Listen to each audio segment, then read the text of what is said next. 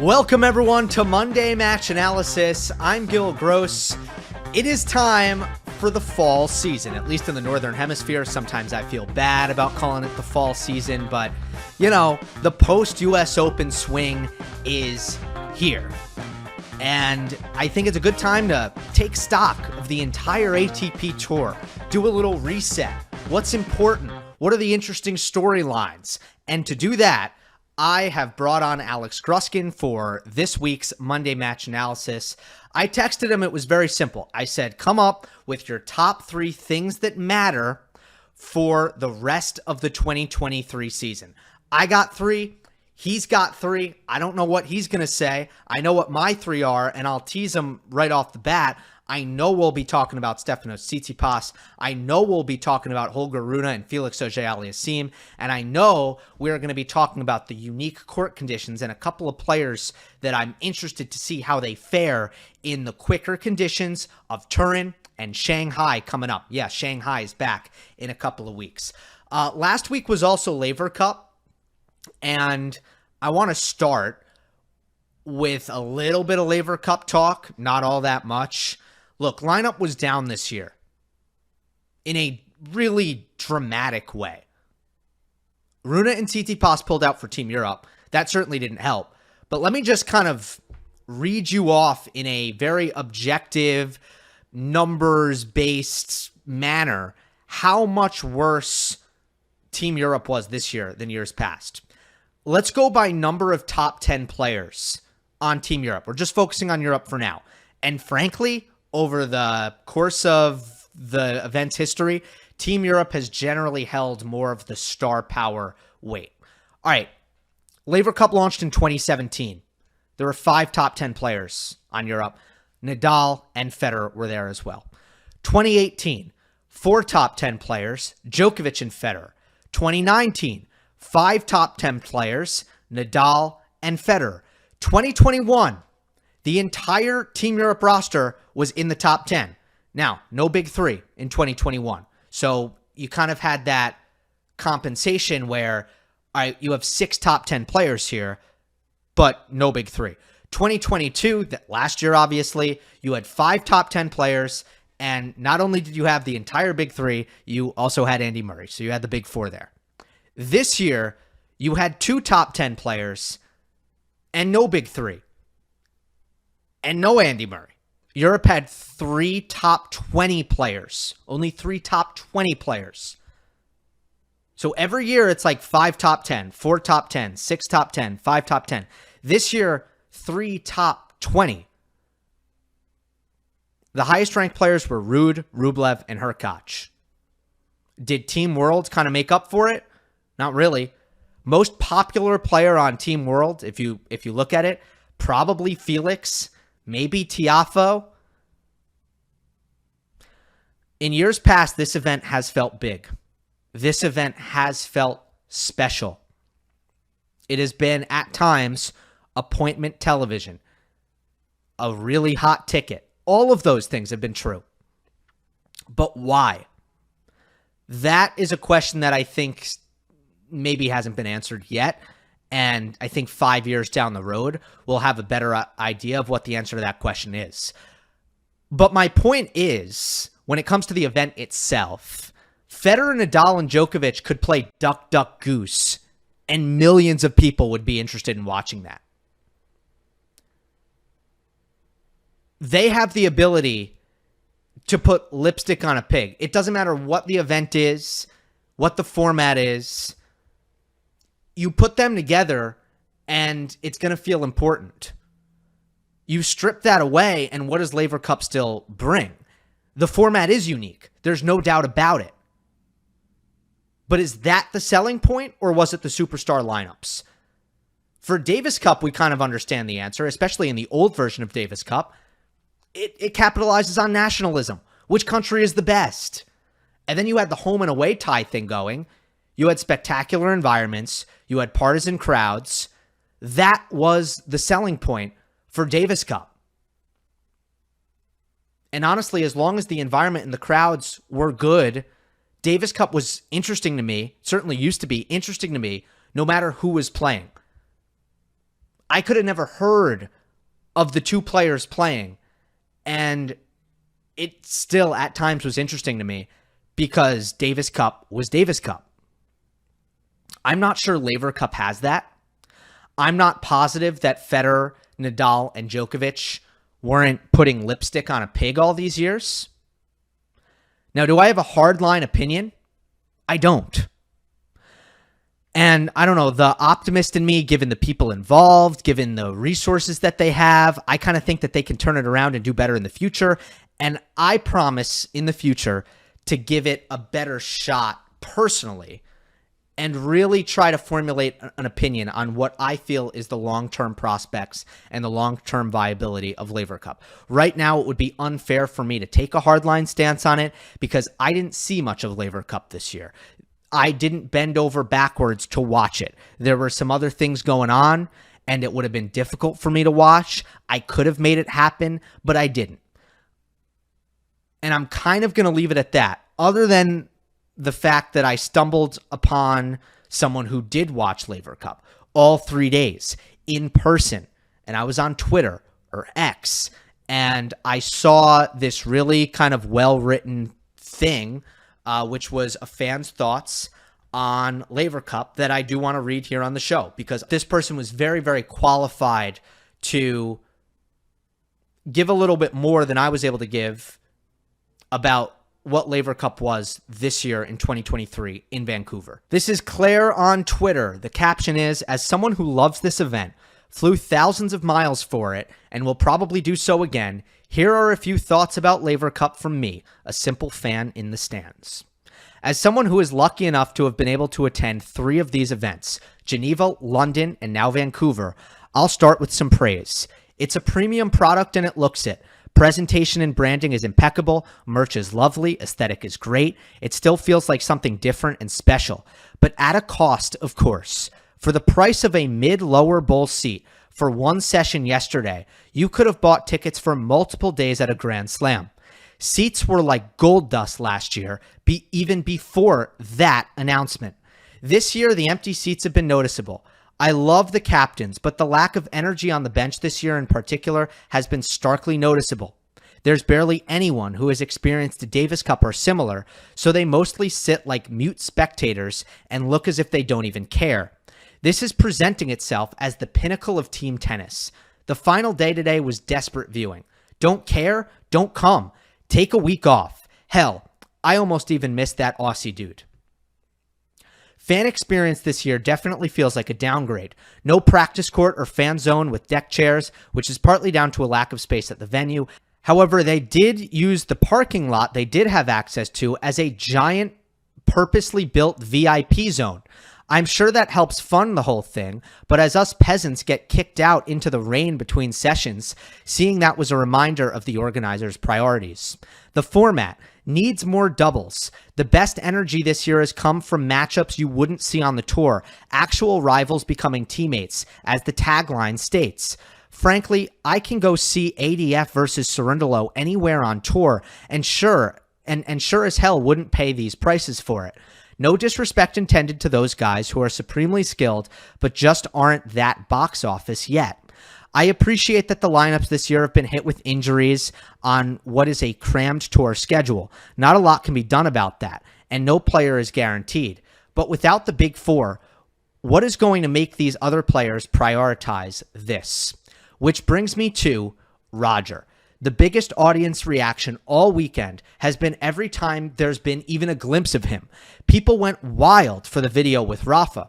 For this event to prosper, in my humble, somewhat biased, of course, opinion, it needs them both to take an active, visible part for this event to survive. Bring in some other faces on Team World like Roddick, too. Shake it up. Every team needs a fresh pair of eyes to keep things competitive. It would be a shame if we were to lose this event. Tennis needs to attract the casual viewer with fresh and different things before we lose everyone to pickleball. And back to Prague, this was exactly what Laver Cup brought. Time to remember why it was formed. I thought those were really, really good thoughts by Claire there, and I'm happy to use my platform to amplify those.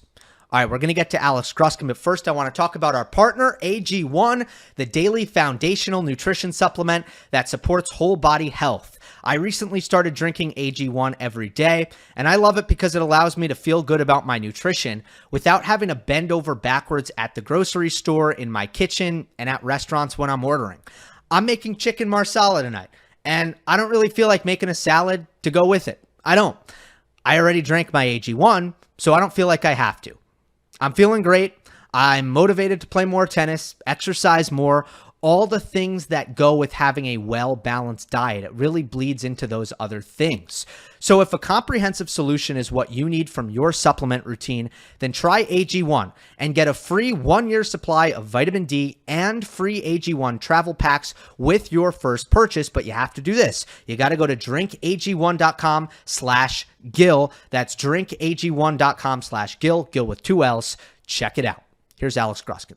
We are joined once again by Alex Gruskin, Cracked Racquets editor-in-chief, podcast host, Great Shot podcast, Cracked Interviews, Mini Break podcast. Excited to get existential with you, Gruskin. I think yesterday was the first day of fall? Yeah, first day of fall. Of course, good Yom Tif to you and your listeners. Had to do the clean shave both for you and the holidays. So shout out to God, I suppose, to start today's show. Yeah, look, existential. You're right up my alley. That's what we do at Cracked Racquets. So I'm excited to be here as always. Yeah, love it. Me and God on the same level. Let's get into it. I don't know what your 3 is going to be. I have 3 and then a 4th that's kind of half-baked that I might loop into the conversation, I might not. I'm going to start. You kind of mentioned it. I'd say this is number 1 for me. It's actually 2 players who I want to put together. I'm going to you probably know where this is going. It's Felix and Rune. And can they get something going here? And I mean, there's a lot of aspects to this. So first of all, I think they are the kind of warning signs. They inhabit or exhibit the warning signs of why you can't put too much weight into what happens this time of year. Both of them were on fire. Felix won 4 titles. Rune made 4 straight finals. Holger first, 7-match losing streak since Wimbledon. Says his back has been messed up since that time, that there's a pinched nerve in his vertebrae. Something that I've had, actually, pinched nerve in the vertebrae. I don't know how you play through that. That was like the worst thing ever. I wasn't surprised to hear him say that he's been banged up physically because he's just looked it.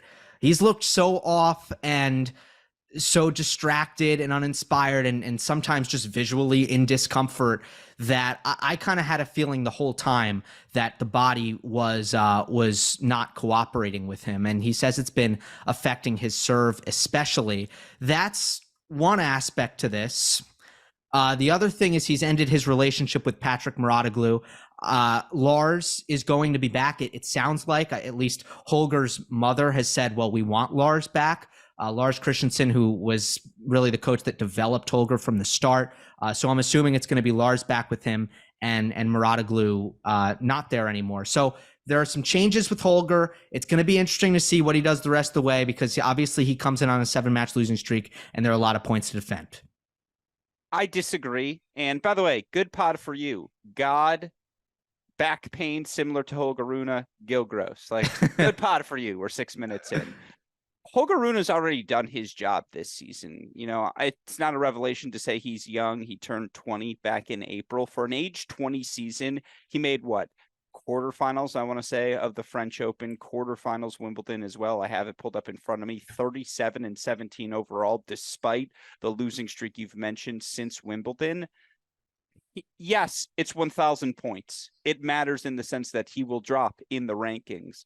He's still going to finish the season top 15, top 12. He's still very much in the points race. I think as of today, Zverev making the final at the 250 in China. He's like 115 points behind with a lot of runway still to go. So he's still in that top 8 race for the year. This season's been a win for Holger Rune. And yes, it would be nice in the broad sense for him to defend some points, for him to gain some form, confidence going into 2024. But what more can you Do I think he ends the year at 4 in the world? No. Is the year unequivocally a success? In my mind, it already is. No, in general, I agree with you. I mean, I predicted him to finish the season 9 in the world, and I was imploring. But he's on track. It's about right. It looks like a good prediction so far. And I was imploring at the time everyone to be like, no, that's not a negative prediction. The guy's 20 years old. At the time, it almost felt like a negative prediction because he was coming off that insane fall. And that's where in January, I was like, pump the brakes. It doesn't mean he's going to just tear it up. He's 20. So in that sense, yeah, I get it. And I agree with you. It's a successful season. But also he's just at a point right now where it's going to be intriguing to see. He's one of the players where it's like, what's going to happen here, right? Yeah. I mean, it's one of the guys who you're more interested in because it's been such a bad losing streak, which is, by the way, same thing last year. Went on a really bad stretch after Roland Garros last year, and then kind of out of nowhere just started winning everything. Well, this blends into my first topic on my list, and it's in my top 3. So I definitely. Well, I'm not ready for it yet. Well, no, because we can get back to Felix, who's also on my list. That's why it's like we're going to get to Felix, I promise. But where this blends in, I think, so perfectly with my list of things that matter. I think, and we had this conversation when you were kind enough to have me on for the U.S. Open Power Rankings. Djokovic, Alcaraz, Medvedev are clearly the 3 best players in the world. I think after that, we've seen Sinner has been at that level all year long. And whether you like it or not, Alex Zverev has to be in that cut of cloth in the conversation versus everyone else. Solid result at the U.S. Open, beating Sinner. I know ultimately he got dusted by Alcaraz, but still gets to the quarterfinals there. Semifinals Roland Garros. He's back in the top 10 of the rankings. Nothing to defend the rest of the year, so he will stay there at the end of this season, which had to have been the goal. I think that's your clear-cut top 5. Where Holger Rune comes into the conversation is the thing I am looking for down the home stretch of the season. Who's the 6th best player in the world? Who's 7? Who's 8? Because I do think for the majority of the pre-Wimbledon or up through Wimbledon season, Holger Rune probably belonged in that first cut of cloth, given quarterfinals at multiple majors, round of 16 Australia, finals at a couple of Masters events. Injuries have slowed that down, so the questions become open, and no one's going to say Tsitsipas with his form. Yes, Casper Ruud's made a French Open final. That's about it for his season. Statistically, Andrei Rublev's had the best season of that best of the rest group, given his consistency from event to event. But I don't think anyone's perception of Rublev has changed thus far this year. If one of them goes on a big run in Asia, one of them goes on a big run at the tour finals, one of them can just do something notable to end the year. Like right now, I feel pretty firm in my top 5, Gil, and that's why that 6 is so fascinating to me. Yeah, I don't know if we're going to get the answer to that 6, honestly, in the next 2 months. It might not happen. I do think Rublev has kind of earned that, but that's just me. It's my opinion. I think Andre is firmly there. And I apologize for interrupting, but where I disagree of why these 2 months can be valuable, and the top 6 are locked in to the tour finals. Rublev spots secure. I'm blanking, obviously, and then the top 4 players I mentioned, I forget who the 5th guy is. I'm sorry for that. I think it's Tsitsipas. It is. But yeah. But there's always someone who makes a late push during this stretch of the season who says, you know what, whether I'm pursuing the number 1 ranking, whether I'm pursuing a spot in the tour finals, I'm going to play the big events. I'm going to sneak in Vienna. I might sneak in an Antwerp as well. Like, you do see action at these year-end events. And I'm curious if someone's going to say, you know what? I'm going to go after my spot in the top 10 because there's, again, I didn't mention an American, maybe the best American. 6 feels a little high, but they're in the conversation. Like, there are a lot of players who can go after 6 if they want it. Yeah, I'm just saying there's none, and we'll go on after this. There's nothing that any of those guys can do, I don't think, in the next 2 months where I'm going to be like, oh, Taylor Fritz goes on a tear. He's that guy. He's 6th bet. It probably won't. It's probably not possible for that to happen. But maybe. Never say never. Okay. Let's talk about Felix then. Is it any different for you, Felix to Holger? Do you like that I grouped them together? Let me lay out the facts first. Roland Garros, starting at Roland Garros, since Roland Garros, he's 1-6. He is 56th in the race. That's very different from Holger. He's played 16 events this year. His record is 14-16. People have been asking me all year for theories on what's happened to FAA. And obviously there have been some knee issues. There have been injuries. But other things that I point to. He did play 87 matches last year. That is a crazy number. That's 25 more matches than he's ever played at any point in his career. And that is, I think, the only thing where you can point to and say, well, maybe we should have seen something like this coming, because that is again, a pretty ridiculous number of matches in a calendar year. And we saw even with like Casper Ruud feel the effects of a big year like that. Number two is just confidence fragility issues, where, Felix, when the stop start thing is happening, or when the losing streaks are happening, I do think he's a player that can really start to lose the belief altogether. And I think that's happened for him a couple points this year, where, with all players, that's something that can happen. But some players are a little bit more resilient than others, where I think they'll have a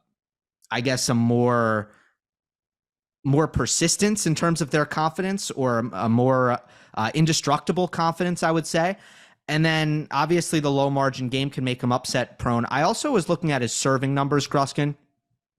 Lowest ace rate since 2018, more than 3% lower than last year. Lowest first serve percentage of his career. It's 58.7% on the year for Felix. And I mean, he was 64.6% last year. He's been as high as 65% if you go back to 2019. I mean, that first serve percentage is way too low. And I think it's not unfair to kind of boil down Felix's game to, look, the first serve is a massive part of it. I mean, the first serve is huge. And I think because he's not tall and because he moves well, we can kind of fall into the trap of not understanding that Felix's first serve is kind of a huge pillar of his game, but it is, and it hasn't been that good this year. So that's all my thing on Felix. Well, he is tall, 6'4". That's tall. It's not okay, but it's not the height where you're like, that guy's just a serve. I think once you get to 6'6", 6'7", people start to make assumptions about what you can do from the baseline versus what you can do as a server. And I think for Felix, he's at that thing where, I don't know, he's never accused of being a serve bot. And I'm not saying he is a serve bot, but I am saying that the first serve is his biggest strength. It's not the forehand, because the forehand is just a little bit too erratic for me to call that the biggest strength. What's the best part of Felix's game? Well, I would say his forehand. No, I disagree. It betrays him all the time. But it's the thing that gives him the opportunity to someday be elite. And look, it was a joke. I'm just saying 6'4" is tall. Objectively speaking, for tall people, 6'4" is tall. Believe me. I always say 6'2" to 6'4", you're in the height of, okay, you're not unreasonably tall, but you're clearly tall. Anything over 6'4", and you're like, all right, dude, you stand out. That's always in my thing. I don't know why I had to look up to the hypothetical 6'6" person in the room, but just in case they were there, again, that to me is anyways, just a reminder: title Florence, title Antwerp, title Basel, semifinals Paris, wins a match at a tour finals. Those were the last 5. Oh, and then leads Canada to Davis Cup. Those were the last 6 events of Felix last season, everything October or later. That is so many points. And for a guy who is 14-15 on the season, who has lost 10 of his last 12 matches, who's only run to a significant semifinal, I guess Doha kind of in February, quarterfinals Indian Wells, I guess that's the real only chunk of points he has, round of 16 Australian Open. So look, he's not going to fall out of the top 40, but he will fall if he can't defend at least 3/4 of those points this season. He's already sitting at 14 right now. I don't think it's fair to group him and Rune together, to get back to your underlying question, because Rune's already had a season. Rune, if you're looking at things you wanted to see checked off at the start of the year, he's done all of those things by the time we've reached September 25th as of this recording. Felix has checked off 0 boxes. And again, to start the year the way he did, round of 16 Australia, yes, disappointing loss to Lechechka, but then quarterfinals Indian Wells, you lose to Alcaraz. first 3 months felt like things were on track for him to maybe sustain a top 10 ranking. And it's just fallen apart so quickly since now. Injuries have been a factor. You're right. The first serve is the thing that's abandoned him most, and he can't get into his biggest weapon, which is that first forehand when he's not on that front foot. He continues to remain rigid, robotic when he's in those corners. And if you're going to knock Felix for anything, it's that he came on to the game so quickly. The serve, the forehand, the weapons were so clear. Those have been the things he's maximized. They're what got him to his heights last season. Improving plans B, C, D, that hasn't come along as quickly. Like, again, the backhand's kind of the same. I guess the slice is a little better. He's got a little better on the volleying, but I think it's marginal because, again, he just has to make the first volley. He wins the point. You're right. Like, he hasn't improved at all. That's why, to me, he was his own topic on this list, because it's like he was a guy who I think coming off of the end of last year, you're like, okay, yes, Carlos, Yannick, they've probably separated themselves, but Felix and Holger are right there with them. And no one is saying that at the end of this season. And that's why, like, he's a name on my list individually. Yeah. And obviously the reason why I grouped Holger and Felix is because they have this in common. If you name the two players who had the biggest post-US Open swings 2022, those are your names. And now one of them comes in on a 7-match losing streak. One of them comes in 1-6 in their last 7 matches. That is incredible, that parallel. Here's what I want to ask you about Felix. Who beat Monfils, by the way, this weekend at Laver Cup. And it was one of the rare times you watched the Laver Cup match and you're like, you know what? I think this win kind of mattered. Like, God, did Felix just need to win something? And he looked good. That was the first time I came off of a Felix match saying, okay, that's indoor hard court tennis Felix. Didn't he beat Novak at Laver Cup last year, or was that Davis Cup? Might have been Davis Cup. Might have been Davis. I mean, again, Laver Cup was in Vancouver, so it's a home win nevertheless. True. Is there a world in which this 2023 season is like a turning point for Felix where he doesn't return to like the 2022 version? Personally, I'll say I'll go first on this. I don't think that really happens. Like, that's what I would say if you're a Felix fan or if you're just wondering kind of what does the future hold. I don't think at his age, without a really, really drastic injury occurring, I don't see any world in which it's like Felix never is in the top 15 again. You know, now, do I have my doubts about FAA ever kind of reaching the expectations that maybe were bestowed on him when he was 18 and 19? Yes, but I've had those doubts forever. And obviously this year didn't change that. But I don't know that it would make any sense. And therefore, I choose at this time not to believe that there is a world in which FAA is never a top 15 player again. Yeah, look, FAA is 23 years old now, which is hilarious. He's a year younger than de Minaur, a running bit between Gill and I. How old is Alex de Minaur? Just 24. Like, to your point, changing perception for those that don't think he can win a slam title, that window to do that really is closing. Now, I agree with you. I think he'll be back in the top 15 someday. Maybe one of your worries, if you're a Felix fan, is, look, if he doesn't defend his points to end the year, now he's got to go do something he's done in the past, go play a Lyon, go play Rotterdam, go play all these indoor hard court matches in February in pursuit of points to build back up his ranking. And, you know, again, you worry for Felix, can he peak at the right time next season, get another big slam run under his belt the way Zverev did early this season and built his ranking up so quickly in the back half of the year.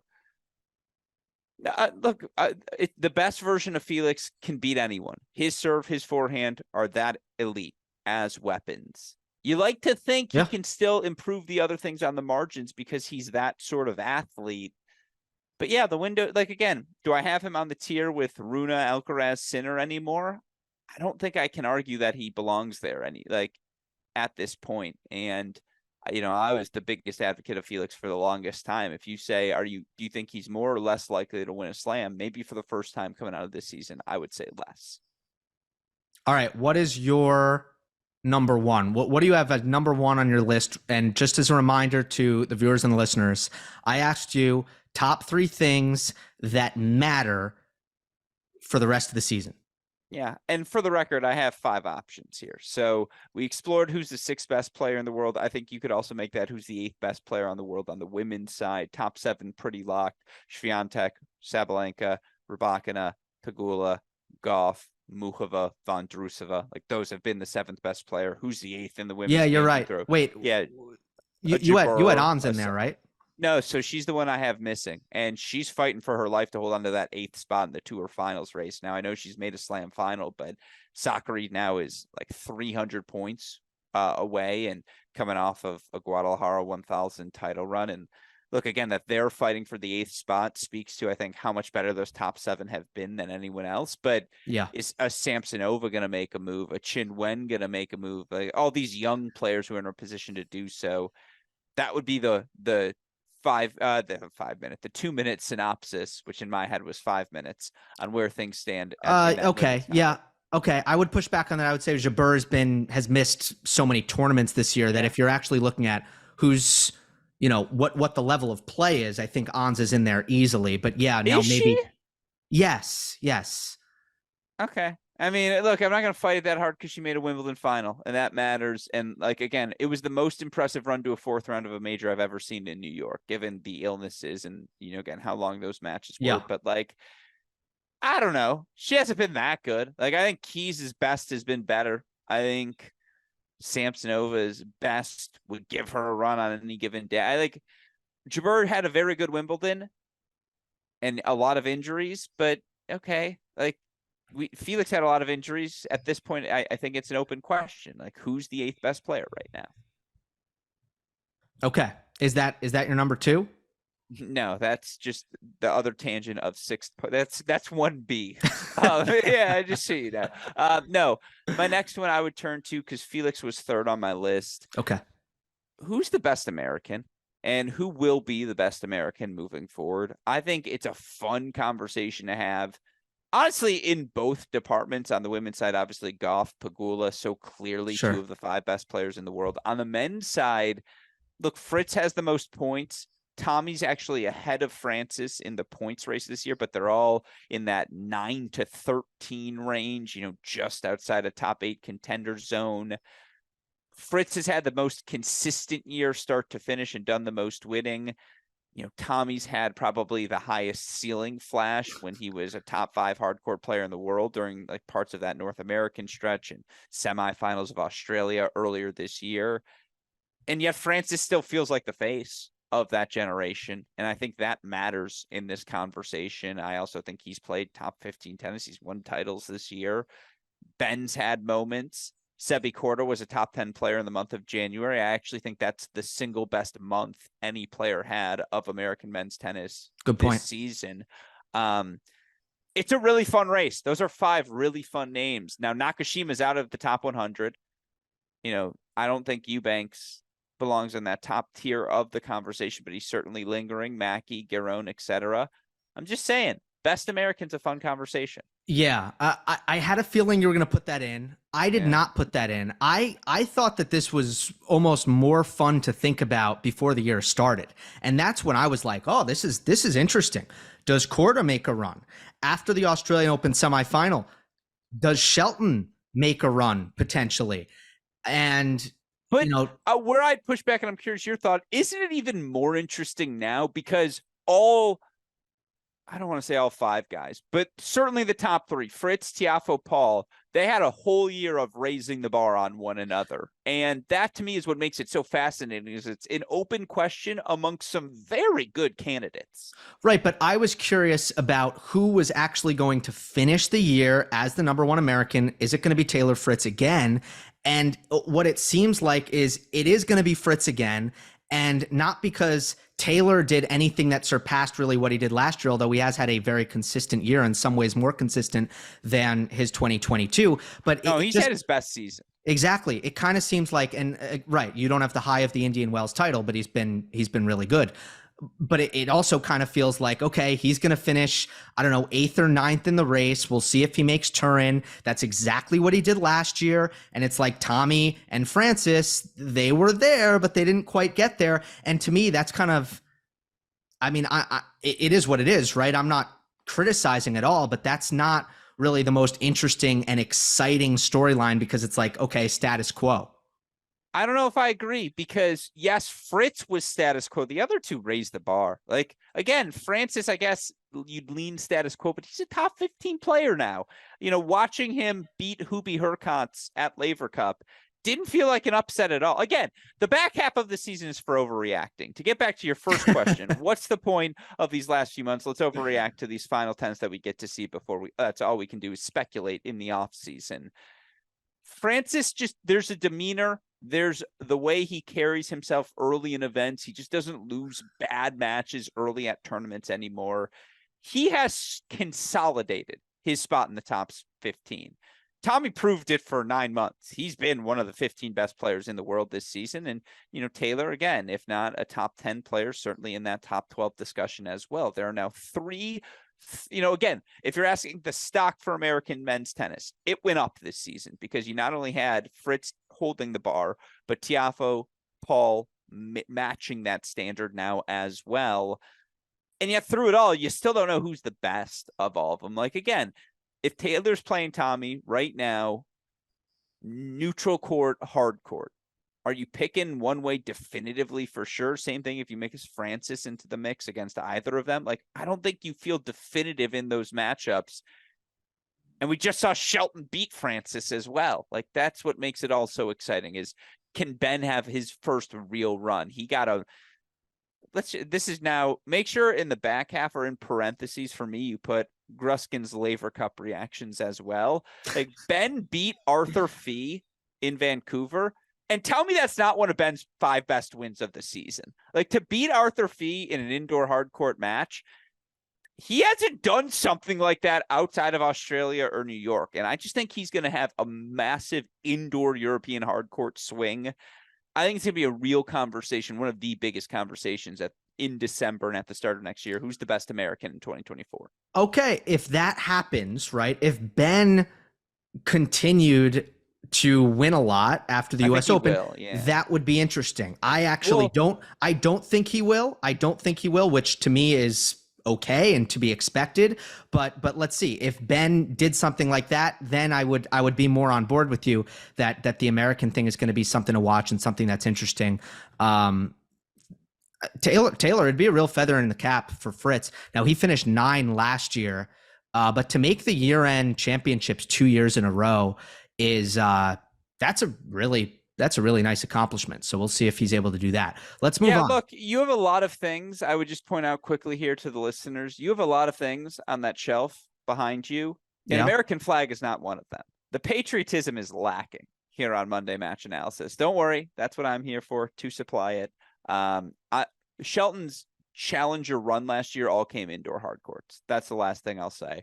And again, get a flag on. Actually, that might be a curled up flag, which sacrilegious. We can discuss that afterwards. That's a medal because I just win so many things. The only one I'd point out on the shelf. He's lonely, so he's curled up. He's like, don't look at me. I know. I'm ashamed to be here too. Yeah. All right. I had this at number 2. It's Stefanos Tsitsipas. I think he's in a really interesting spot right now. Before I kind of go through all of it, let me throw this at you. I think you'll agree. Stefanos Tsitsipas 2023 is the Daniil Medvedev 2022. Ooh. It's an interesting comparison. Australian Open final. Yeah. Well, that's the crux of the comparison. It's like they made the Australian Open finals and didn't do much afterwards. I mean, Medvedev was so banged up last year on the clay, so that I guess that's a little bit different. I know Tsitsipas was banged up on the hard. Yeah, but he wins Los Cabos to start the North American hard court stretch, which so does Daniil. No? I know, but Daniil was better in the North American hard court stretch last season than Tsitsipas was this year. Like, true. Tsitsipas had a clay. Look, I'm thinking, all right, this is an accident. Medvedev had a kid. Tsitsidosa existed. So off court, boom, parallel. No, because I don't know. I guess it's because Daniil Medvedev had earned the benefit of the doubt. at that point. I guess that would be the difference, is why that Daniil Medvedev 2022 season, when he goes off right away and has the February that he did this year, it was like, okay, he's back. That was, again, an aberration more than anything else. He was never healthy last season. That was the takeaway. Tsitsipas's year is just weird. And this folded into my who's the sixth best player in the world, which is why it was number one on my list. It should be him. Everything was set up for him to take it. You're an Australian Open finalist. Zverev's out of the picture. Medvedev struggling. You're coming out of January thinking, you know what? It's me, it's Carlos, it's Novak. That's the list now. And that was just so unequivocally not the case. And again, the most concerning thing is you watched Rune beat him on clay courts. You watched guys like Casper Ruud and others that feel like now match his level on that surface to where the advantage isn't what it once was, even as recently as 2021, 2022. I just feel so concerned about Stefanos Tsitsipas because much like Felix, and there's always a fine comparison between the two, given how frequently they've played juniors, pros in their career, it's just a little limited. I know exactly what I'm getting from Stefanos, and another season passes where there was no new wrinkle mixed in, I guess a decent, well, no, he won the grass court title last year, right? Not this year. Mallorca. Yeah, Mallorca was last year. That was 2022. So again, another bad grass court season, Los Cabos and nothing else in North America, and lost winnable matches in every significant clay court event that he played. Yeah, and Sunshine Double, he was injured this year, but he's never gone deep Indian Wells or Miami, and he's had these big Australian Opens every year. Never carries over to the Sunshine Double, or at least King of Rotterdam. I feel like he's in the Rotterdam final every year. Again, good point. Good point. He's great in Rotterdam. The king, and you're just again at that stage, it's Tsitsipas, God, Gill Gross. That's the kings of Rotterdam for those who are curious. And I'm so glad you have him on your list, because what could you see from him that you want, that would be okay. Look, let me tell you, I'm glad you asked, because it's super uncomplicated. We can talk, you just made a reference, I heard it, to Tsitsipas not making certain improvements, whether it be adding to his strengths or improving his weaknesses, like his backhand or his return. Door for you. Yeah. For me, it's not about the technical. All right. That Stefanos Tsitsipas, and I said the same thing about Daniil Medvedev before he ever won the US Open. And I was getting all these questions like, what does Daniil need to do to win a major? And my answer throughout that was just absolutely nothing. He just needs to continue to play and he will win one. Actually, I watched the episode and you're like, well, look, Djokovic is going to win 3 slams that year. He's going to play Zverev. It's going to be this really physical 5-set match. And on that day, Medvedev can win a slam. Right. So for Tsitsipas, it's I've never been there, right? I've always felt okay, he does need to get a little bit better in order to get to that level where he can win a major. But what he did show is that he can be the 4th best player in the world for 2-3 years in a row with exactly how he is, with a bad backhand return, with a limited ability to absorb pace on the backhand, to play good defense on the run on the backhand. All of those things can be happening, and he can be 4 in the world. I still believe that. So what's gone wrong this year for Tsitsipas, and I thought that we saw some signs of it last year, it's the mental. And all year long, I have almost felt bad about delivering the analysis that I've delivered, because I don't like to be armchair psychologist, but I've gotten the feeling all year that he's just not really fighting quite as hard as maybe he used to. And what is the reason for that? Well, I kind of want to read this entire passage from a Greek media source called Ekatimarini, which I probably butchered. No, leave that in. But yeah, carry on. I will leave it in. Okay, there's a lot here. Okay, ready? I'm going to just read this passage from this magazine feature, or I don't know if it's a magazine, but it reads kind of like a magazine. All right? All right. This is Tsitsipas. It starts with the Tsitsipas quote. Okay. There was a period roughly between 2018 and 2020 before Alcaraz, Sinner, and Rune when all the lights were on me, Zverev, and Dominic Thiem. This has changed. We're not that young anymore. The younger players play with incredible energy and thirst and zero fear, he says. Quote goes on, they play without anything weighing on their minds, free of care. That ends the quote, and now it's the writer. His tone is almost nostalgic, as if he's talking about himself 5 years ago. I ask him if he still has that thirst, if he wakes up and goes to sleep thinking about his first Grand Slam, the top of the ATP rankings. Quote, now back to Steph. I certainly think about it a lot, but the top isn't everything. I was addicted to this target when I was younger, and this deprived me of something. This doesn't mean that I'm not happy with what I have accomplished. I do want to improve as a player, but the key is finding a balance between your private life, building something with someone, and moving ahead in your career with that person's help. And then, quote, her presence, Paula Bados's presence in my life helps me a lot. She has changed my approach to the game in a way that I never expected. So much to unpack here. And, you know, I will note that some of the stuff with the level of motivation, the level of fight, the level of tenacity that I've seen on the court with Tsitsipas way predates the Badosa relationship, some of those patterns. But in general, there's stuff here where, okay, if we're looking at it from like I'm happy for you as a person, right? I'm happy if you're happy. Sure, there's that aspect. But has he lost the obsession to be the best? Do you need the obsession? Is this where do you stand on that? Well, I like the idea of you waking up in the morning and being like, oh, let me check on the status of the Greek economy. Oh my God, what a quote from Stefanos. It's an excellent quote. Like it is fascinating. Absolutely. I think he summarized the current state of the top of the rankings. And honestly, the crux of my question perfectly is you have the hunger of these young guys who are clearly continuing to progress. Zverev steadied the ship. Djokovic isn't going anywhere. Medvedev's not going anywhere.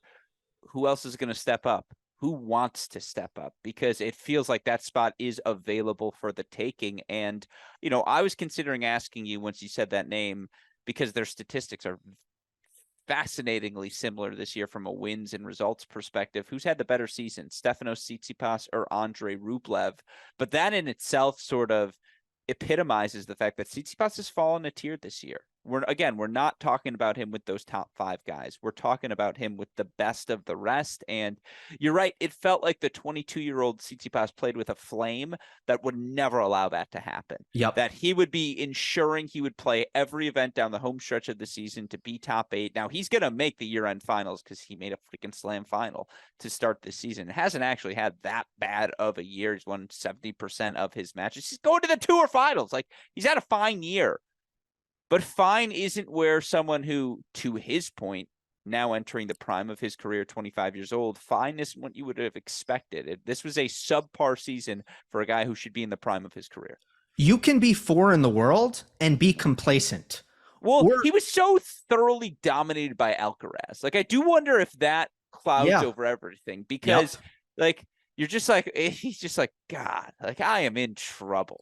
Well, Djokovic and Alcaraz have absolutely owned him, right? Novak, the head-to-head, it's either 11-2 or 12-2, and Tsitsipas beat him 2 out of the first 3 times. So it's really turned. Is that right? I think I might have actually 11-2. You got it. Okay, 11-2, and you're looking at it right now. Yeah, in front of me. Didn't Tsitsipas beat him 2 out of the first 3? Tsitsipas did indeed beat him 2 out of the first 3, Shanghai and Canada. Yeah. So I remember Stefanos, he was, the youngest player ever to have wins over everyone in the big 3. And I think at that time it was 4 in the world is not okay. 1 in the world is. Now, again, not every player wants to be 1 in the world, and that's okay.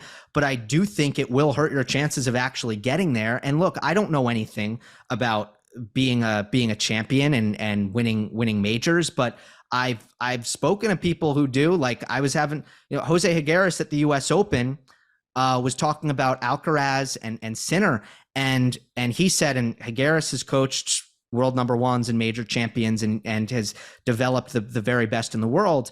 And, he said of Alcaraz and Sinner, I think they are obsessed with being the best. And yeah, I think maybe you do need that if you're gonna make the leap from the position that Stefanos Tsitsipas is in. Okay, wow, we went kind of roundabout. Let me actually answer your question in a more concise way. Please. Here's what I want to see from Tsitsipas. I want to see him competing as hard as he can on the court, and I want to see him. Well, look, I guess in terms of the coaching thing, it's going to be his father. That's confirmed. Philippoussis is out. Apostolos is back in. And I guess at this point now, I want to see stability there because, you know, the back and forth thing, that's going to be a killer. That's never going to work. And obviously the two voices thing, that was also affecting him negatively. He said as much, that it was just too hard to manage Mark and Pops at the same time. So now it's going to be just back to Apostolos in the box. And like, let's just get some stability there. I think the most important things for Tsitsipas is it's not about wins and losses. It's not about results. It's just like, do you look like you're enjoying yourself and competing hard? Yeah, I want you to know that once I started looking at career head-to-heads, I couldn't stop. This is a podcast I want to do in late November, where it's just what are the funniest career head-to-heads? Because I actually think that tells a big narrative. Who are you playing? How frequently is it happening? Where is that happening? Can tell the story of your season. But I was also listening to your points on Tsitsipas, and you're right. Any sort of clarity, any sort of rhythm in a season that's been lacking. You see that down the home stretch. That's certainly something to get excited about.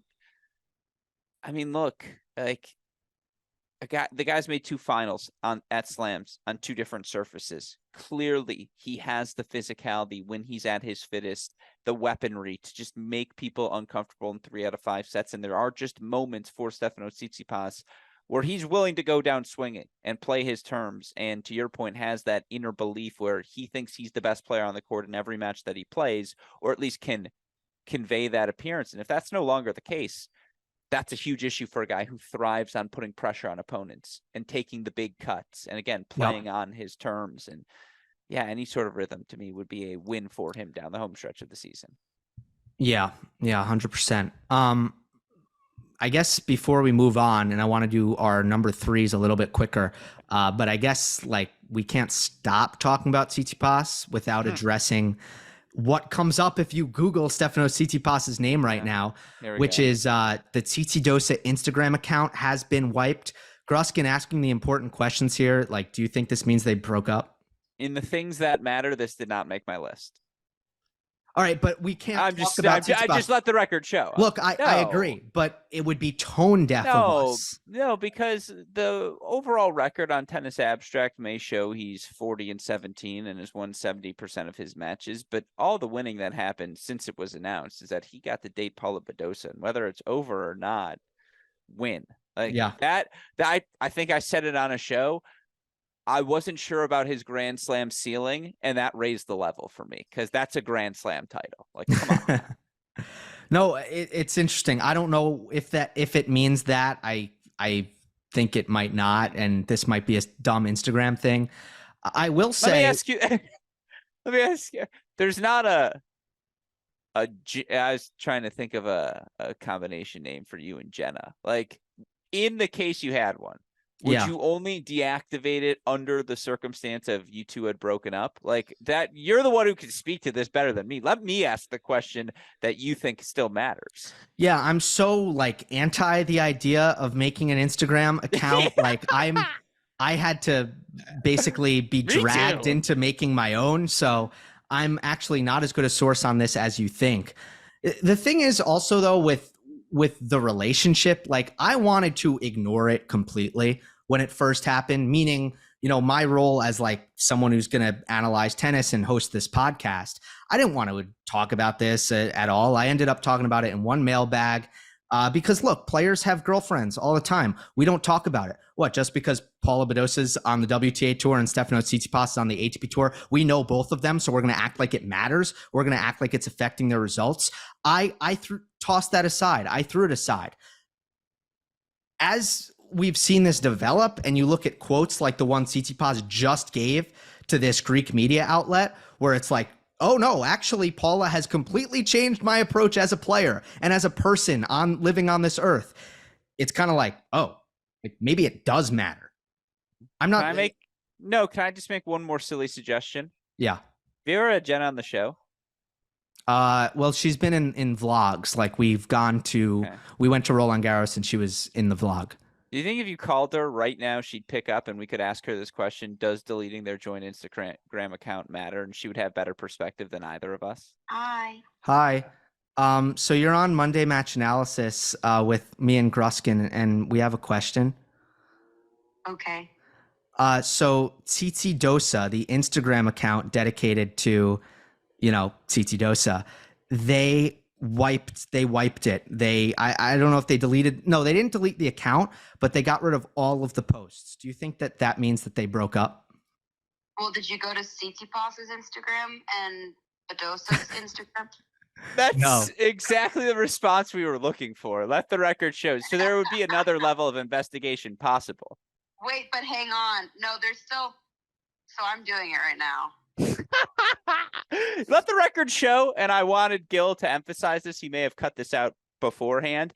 This was my suggestion. I said immediately, Jenna will know better. That Gill would never think to turn to you. I, of course, turned to the expert on this. Tsitsipas does still have one post with her. Okay. It was one they posted together.